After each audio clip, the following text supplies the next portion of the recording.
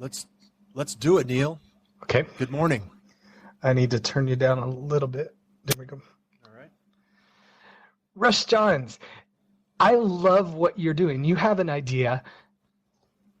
It's a podcasting business, but it's where you help people podcast who may not either desire or have the skills to set up a studio.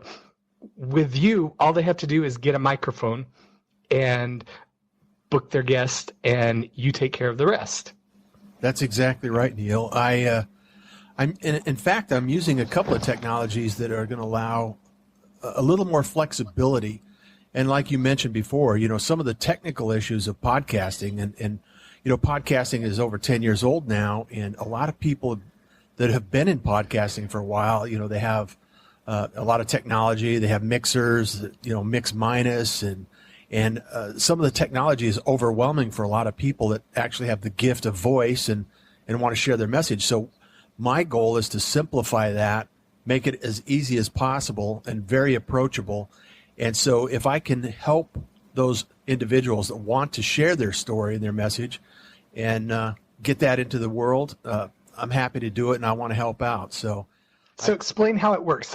I'm a guy, I own an insurance company, and I think having a podcast would be great for my business. And I don't want to learn about mix minus. The first time anybody tries to wrap their mind around the concept of mix minus, it's like an acid trip. It's crazy to try to understand what that is and how it works. And I don't want to do that as an insurance guy. I just want to do a podcast, and I want it to be simple and turnkey and help me. How can you help? Oh, here, let me give you an example. So let's take the insurance example. So you're an agent that has a lot of information, valuable, you want to educate and inform your public. Yeah. However, you don't want to take the time to learn all this stuff. So what I do is I allow the technology that I've, taken years to understand, and what I leverage some technology that's been in broadcasting, some technology that's been in, the internet space, and I combine those to allow the individual insurance agent to essentially click on a link on their Chrome browser with their microphone and start talking, and everything else I do for them. All they have to have a microphone, like a USB microphone would be best probably, and Chrome browser, headphones, and you. That's it. And what I do is I'll take that audio file and I'll broadcast it. We'll create a channel. We'll work together on your image, your branding, your logo for iTunes, and we'll publish it on iTunes and Stitcher and SoundCloud and YouTube and all of the social sites, and then we'll post that once the audio file is completed and the show is over. We'll post that on all the social feeds and get it out on Facebook and Twitter, and everything's done for you. Essentially, it's so easy to be able to work on your business rather than in your business.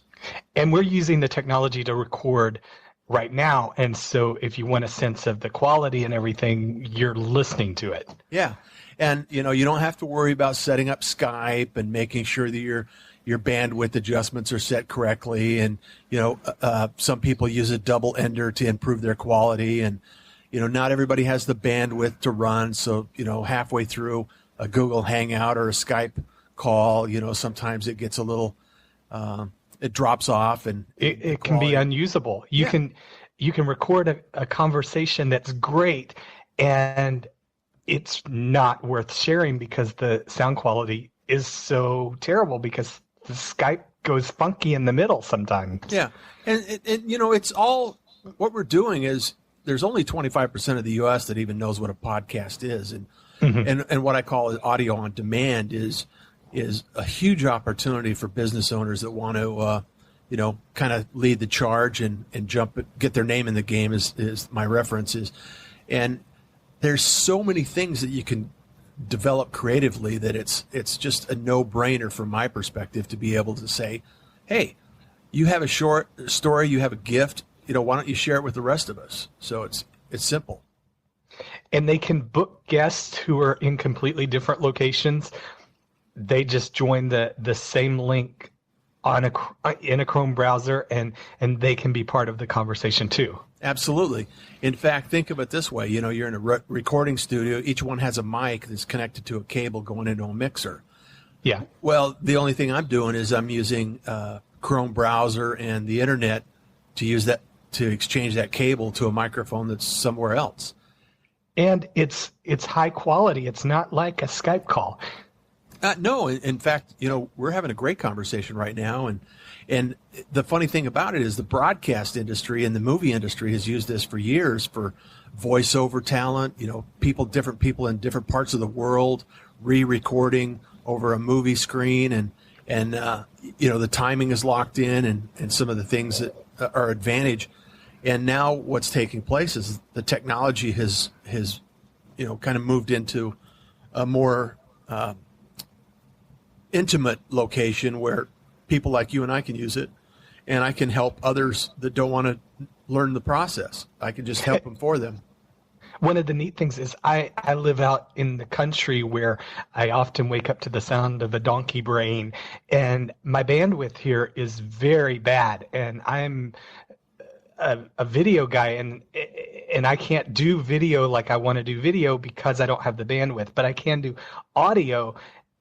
But even if I try to use Skype, I get bad results. But with this technology, it is excellent. I love it. Yeah.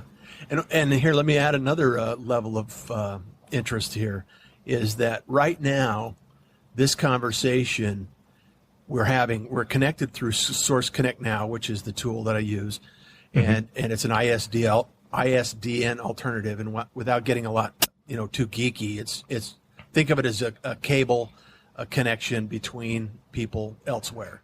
Well, ISDN, I have an easy way to explain it.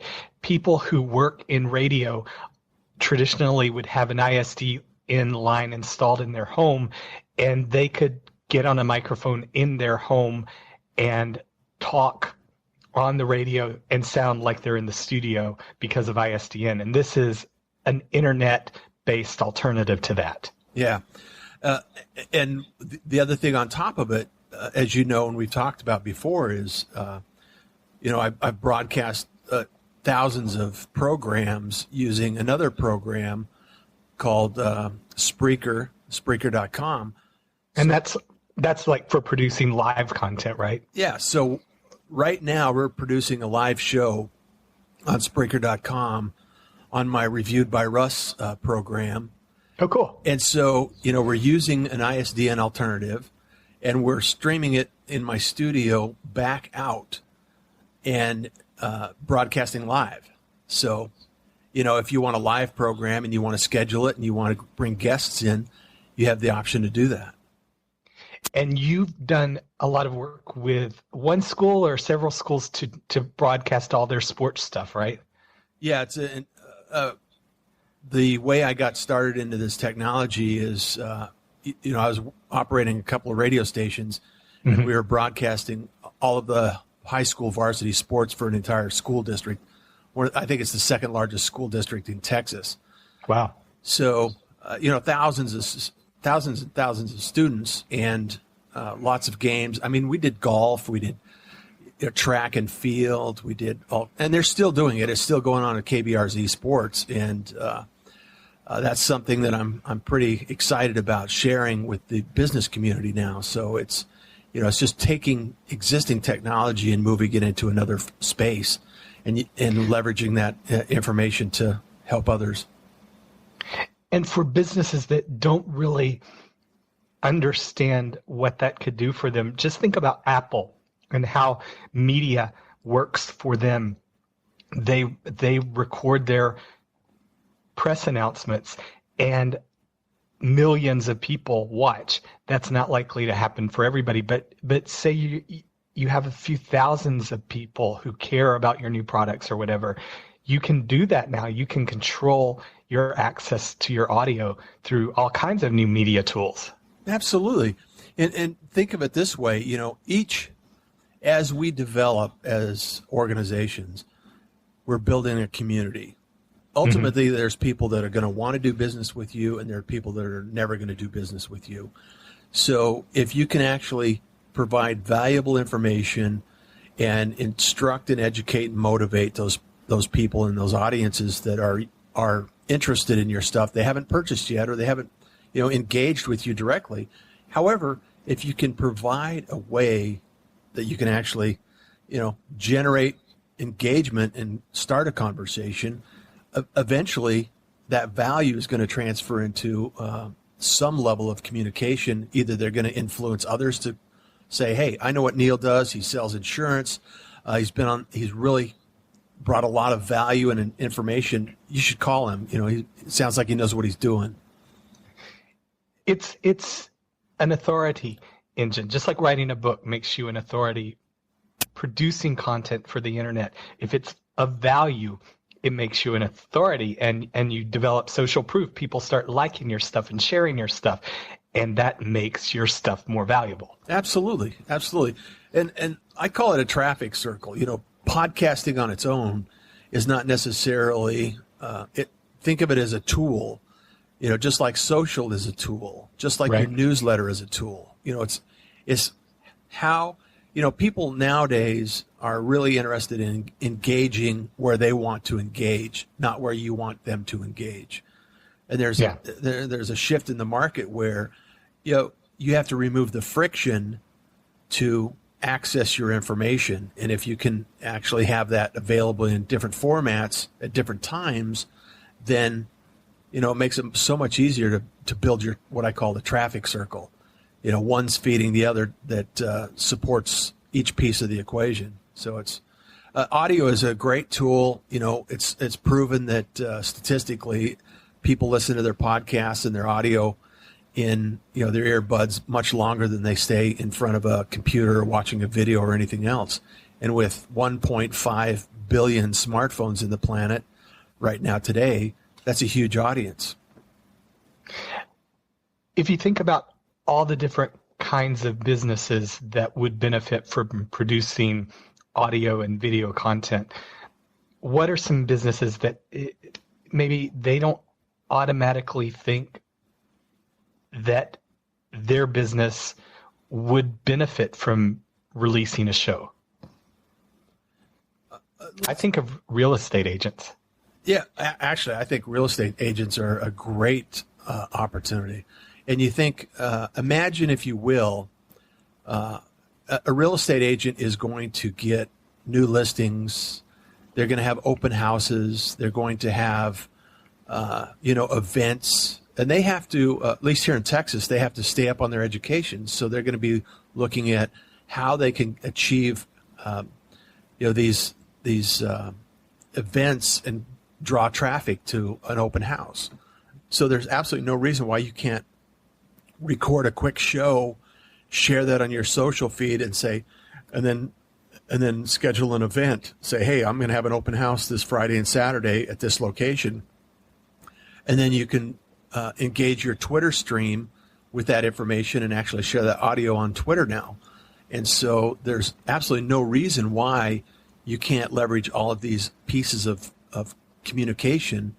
And it's much easier and much quicker and much more immediate than putting a flyer out or the postcards or anything else, which is still a solid strategy for some people.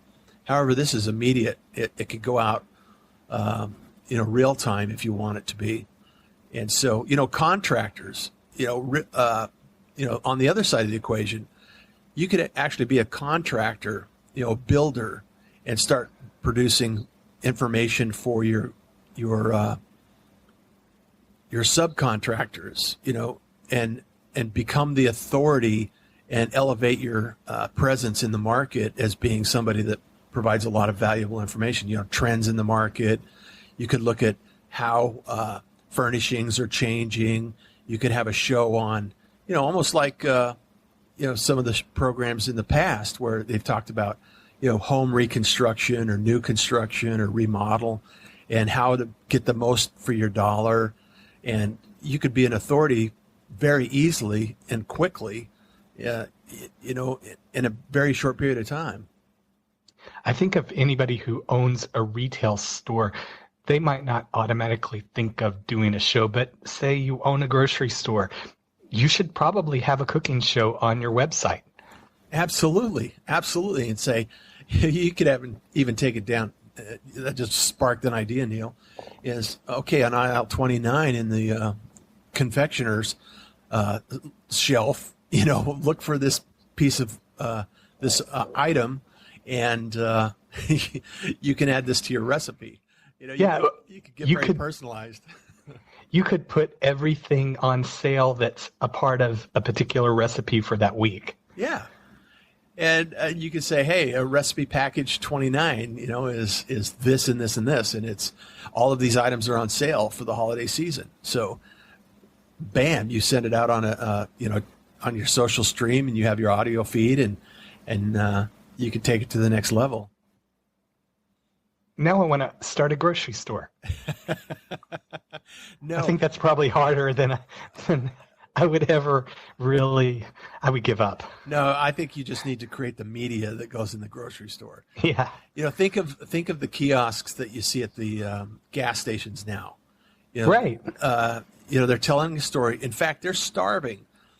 Years ago, I worked for an advertising company that did the kiosks in the airports. And I used to install infrastructure for the kiosks in the mall with the TVs. And what they do is run video, and the world is starving for content that is very focused. It tells a story and provides some results. And any business owner can develop that for their specific business. And it's just a matter of building a roadmap, and that's what I do, is help build that roadmap for business owners that need to tell that story. So it's interesting to kind of think about different businesses in that capacity. I hope that people listening are coming up with their own ideas, because they're just like flowing out of my mind. My mom has an automotive professional paint stores. She sells gear and professional paint. She should do a show. Yeah, absolutely. She should do it. In fact, say for instance, just as we're brainstorming out loud here, you think about a product. You could actually click on that link on that product on your website and have an audio file that says, hey, this is best used under normal conditions with X, Y, and Z, and this is some of the things. If you want to learn more about it, call Neal's mom at this location. That's a great idea. Yeah. So, I mean, it doesn't have to be, and think of it as audio on demand. It's not necessarily a full-blown podcast, and you don't necessarily have to have the full production. I'm going to do an intro and an outro.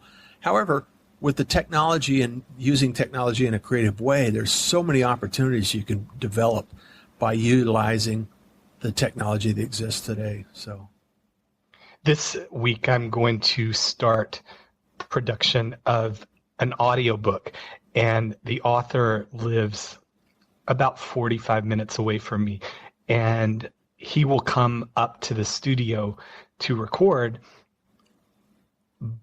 But I'm really curious about trying it with Source Connect so that he doesn't have to, because I've got an extra USB mic. It's actually at his house now. Oh, wow. And rather than coming all the way up here and driving all the way back, we might be able to do it remotely. I would want to make sure that I'm getting the exact same quality, CD quality that I get from him being here, but I'm really curious about the possibilities, and I have a lot of ideas. Yeah. Well, and like I said, we talked about the broadcast industry has been using this in that capacity for a lot of years. And, Source Connect also has actual, other solutions that will provide that level of audio quality as you go up. And however, this piece of the equation right now is right now it's in beta, so they haven't released it. So it's free at this point in time, and that's the way businesses need to think. Is much like Steve Jobs was looking at the computer before people even knew what to do with a computer. Oh yeah. You have to think of, okay, I'm not I'm not necessarily reinventing the wheel. I'm just taking that wheel and using it on a different vehicle and in a different way. And you can look at trends and identify, see where you can take it. And that's all I do is, I tell people I rent my brain out to business owners that need to think outside the box.